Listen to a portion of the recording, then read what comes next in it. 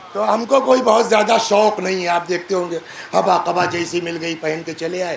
ابھی فروری میں بھتیجے کی ہماری شادی تھی، تو ہمارے چھوٹے بھائی حیدرآباد میں رہتے ہیں، وہاں سے ہمارے لیے ایک لمبا کرتا بڑھیا کوئی دبئی سے منگوایا ہوگا کہ وہ لے کے چلے آئے، وہ ایسے ہی رکھا ہوا تھا۔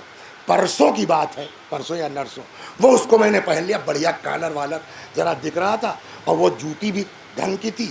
وہاں گئے تھے کہیں، تو ایک صاحب نے بڑے غور سے دیکھا، کہنے ماشاء اللہ آج تو مولانا بہت بن ٹھن کے نکلے ہو۔ وسیع حسن تو وہی ہے نا، یہ آج آدمی غور سے کیوں دیکھ رہا ہے؟ کپڑا ذرا اچھا ہو گیا ہے۔ تو تیسرا کام کپڑے کا کیا ہے کہ کپڑا آدمی کو زینت بخشتا ہے۔ ہن لباس لکم وانتم لباس لہن، تم اس کے لیے زینت بن جاؤ، وہ تمہارے لیے زینت بن جائے۔ صلوات بر محمد اب سمجھے قرآنی زن و شوہر کیا ہے؟ یہ تو ہو گئی آیتیں، 2 عدد ہم نے آپ کو سنا دی، اور باتوں باتوں میں 9 بجنے جا رہا ہے، 5 منٹ بچا ہے، 35 منٹ فضائل کے اور بچے ہوئے ہیں۔ صلوات بر محمد اب آئیے کچھ میں مولانا اعجاز صاحب کو جانتے ہیں آپ؟ یہ تشریف فرما ہے سامنے ہمارے، تو انہوں نے کئی مرتبہ کہا کہ ہمیں وسیع حسن آتے ہو یار ذرا ہمارے یہاں گھر پہ چائے پی لو چائے پی لو۔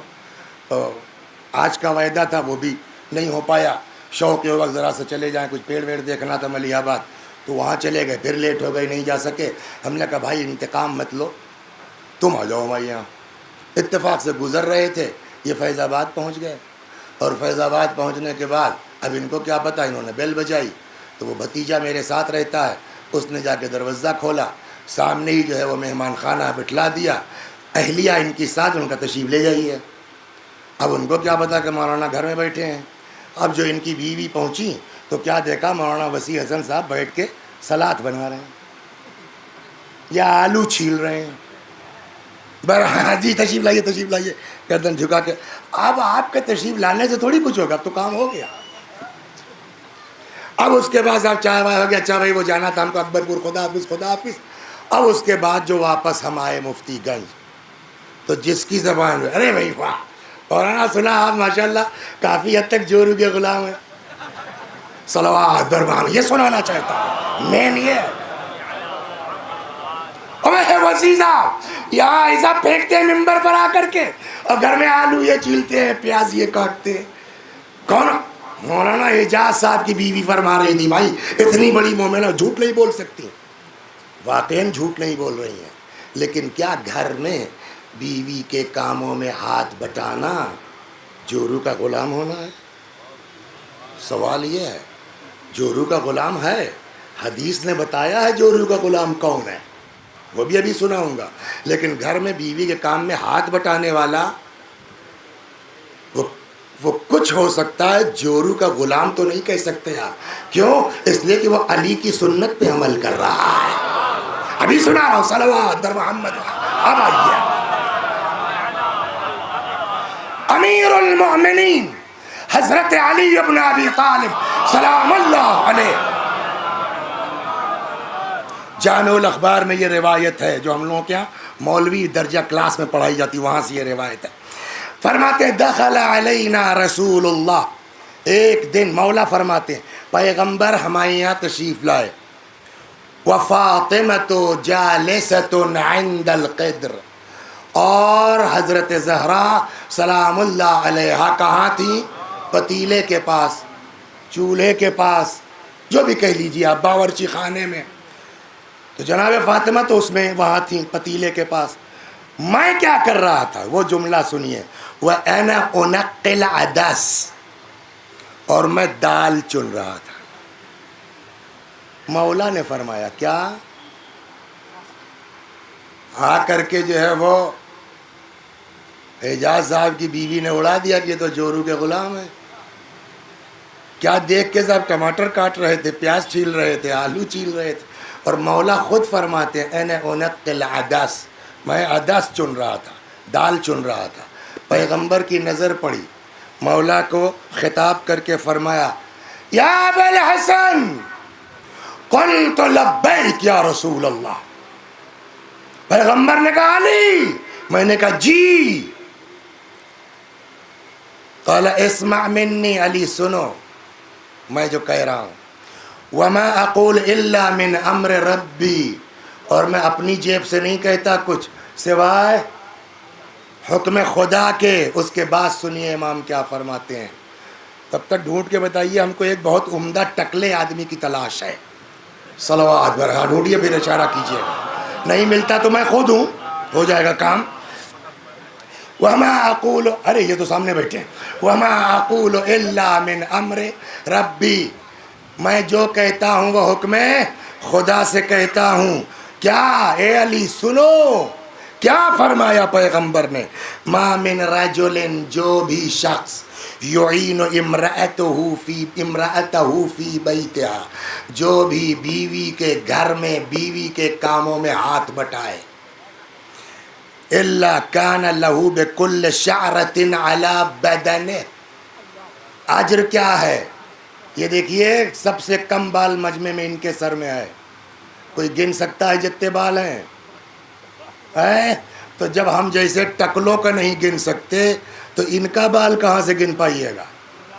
پیغمبر نے فرمایا علی سنو، جو بھی شخص گھر میں اپنی بیوی کے کاموں میں ہاتھ بٹاتا ہے، جتنا اس کے جسم پہ بال ہے اس کی گنتی کے مطابق اتنے برس کی عبادت کا ثواب اس شوہر کے اکاؤنٹ میں لکھا جائے گا۔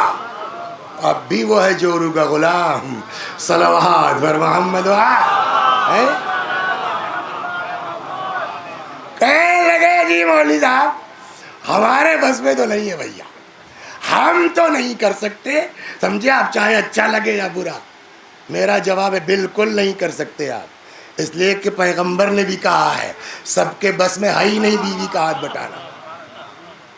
آپ جو فرما رہے ہیں غلط نہیں کہہ رہے، میں تو نہیں کر سکتا صاحب، ہے نا، کچھ لوگوں کے ان کے جو ہے مرد ہونے پر بتائیے صاحب بیوی کے اس میں، تو صحیح فرمایا آپ نے۔ پیغمبر نے کہا یا علی لا یخدم العیال، عیال کے کام نہیں آ سکتا کوئی، بچوں کی خدمت نہیں کر سکتا کوئی، بیوی کی خدمت نہیں کر سکتا کوئی، الا صدیق او شہید، یا تو وہ بیوی کا ساتھ دے گا کاموں میں جس کا مرتبہ صدیق کی طرح ہوگا، یا شہیدوں کے برابر ہوگا، یا رجل یرید اللہ بہ خیر الدنیا والآخرہ، یا وہ گھر میں بیوی کے کاموں میں ہاتھ بٹائے گا جس کے لیے اللہ نے دنیا و آخرت میں خیر طے کر رکھا ہو۔ آپ کے لیے خیر طے ہی نہیں کیا اللہ نے تو آپ کیا کیجئے گا گھر میں بیوی کے ساتھ کام؟ صلوات بر محمد۔ وہ لوگ سنے جو خاندان میں چچا کا مذاق اڑاتے ہیں، مذاق اڑانے سے پہلے سن لو علی مولا، جبکہ پیغمبر بٹوارا کر چکے تھے، فاطمہ گھر کا کام کریں گی، علی باہر کا۔ پیغمبر کی تقسیم کے باوجود مولا کائنات اپنے کام کے بعد گھر کے کام میں دخل شامل ہو رہے ہیں، صلوات در محمد و تو اس کو جو ہے وہ جورو کا غلام کہیں گے؟ یہ آدمی جورو کا غلام تھوڑی ہے، یہ سنت امیر المومنین پر عمل کر رہا ہے، مولا کائنات کی سیرت پہ ہم، تو پھر اس کا مطلب کہ جو حملہ ہے جورو کا غلام ہے۔ البتہ یہ بالکل خالص ہندوستانی محاورہ ہے، لکھنوی زبان ہے نا جورو کا غلام، تو عربی میں تھوڑی سیم ملے گا لیکن مطلب نکل سکتا ہے وہی، صلوات بر محمد، لیکن محاورہ سیم تو نہیں ہو سکتا نا۔ اب سنیے صاحب، میں نے بیچ کی روایت چھوڑ دی تاکہ یہ دونوں مرتبط ہو جائیں کہ گھر میں کاموں میں ہاتھ بٹانے والا سیرت علی پر عمل کر رہا ہے، نہ کہ جورو کا غلام ہے۔ جورو کا غلام کون ہے؟ یہاں پیغمبر فرماتے ہیں وہی پورا سے یا علی، مولائی سے خطاب کر کے یا علی۔ اب آپ غور کریں گے یہ سب جملے کس سے کہے جا رہے ہیں؟ داماد سے کہے جا رہے ہیں۔ کچھ سمجھ میں آیا؟ لڑکی کو چڑھانے کے بجائے داماد سے حق بات بولیے تب گھر بنے گا، صلوات بر محمد۔ جی آپ خود چڑھائیں گے اپنی بیٹی کو تو گھر کیسے پیغمبر اپنے داماد سے یہ ساری باتیں کر رہے ہیں۔ یا علی من اتا امرأتہ اکبہ اللہ عز وجل علی وجہہ فی النار، علی جو بیوی کی اطاعت کرے گا اللہ اس کو اوندھے منہ جہنم میں ڈال دے گا. یہ ہے. اس کو کہا جا سکتا ہے نہیں کہا جا سکتا ہے. لفظ اطاعت کا میننگ کیا نکلی؟ یعنی جو بھی جورو کا غلام ہوگا اس کو اللہ کیا کرے گا؟ اکبہ اللہ علی وجہہ فی النار، اوندھے میں اس کو جہنم میں. مولا کو اللہ جو ہے وہ جزا دے. مولا نے صاف کر دیا، یا رسول اللہ یہ جورو کا غلام ہے کون؟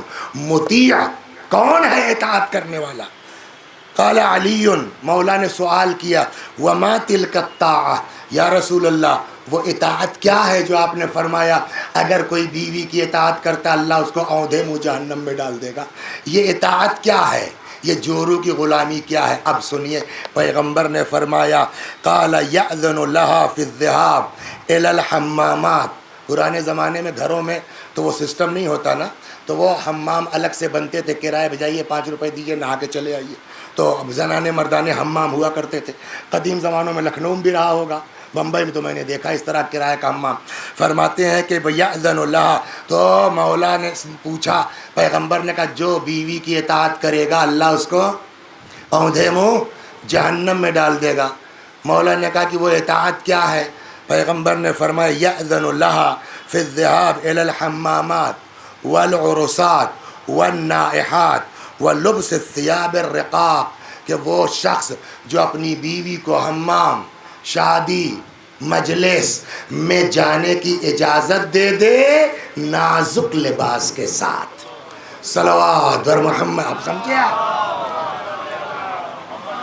یعنی جو شخص بیوی کی بے پردگی پر راضی ہے وہ اطاعت گزار ہے، وہ جورو کا غلام ہے. صلوات بر محمد. آپ سمجھ میں آیا آپ کے؟